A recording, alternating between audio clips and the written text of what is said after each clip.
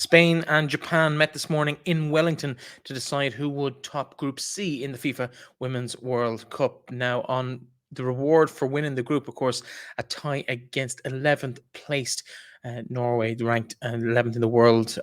Result for the team that came out on the other side of the result today was, of course, 19th place Switzerland, back at the same venue next week.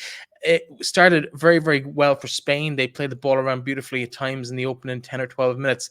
But it was Japan who would strike first on the break, an absolutely fantastic break, resulting in Japan cruising through and Hinata Muashawe finding the back of the net with a fine finish at the end of a lovely move from the Japanese. It was to go from bad to worse for Spain. They continued to dominate the possession throughout the entire clash. But just before the half-hour mark, that girl again, Muashawe, broke along with Riko Uki, who managed to force the ball home. A phenomenal finish again, a good break, totally against the run of play for the Japanese, and they would make it 3 before the halftime whistle in the closing stages of that first half. Again, another great break from the Japanese, again against the run of play, Spain having dominated the possession up to that before Hinata Muashawe got her second goal of the encounter. She would be withdrawn at the break as Japan knew they had the game wrapped up.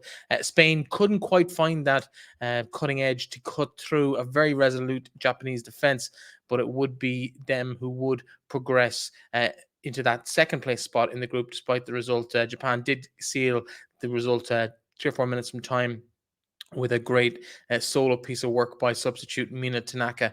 Her effort, she picked up the ball on halfway from a throw-in, beat one Spanish player, ran at the defence.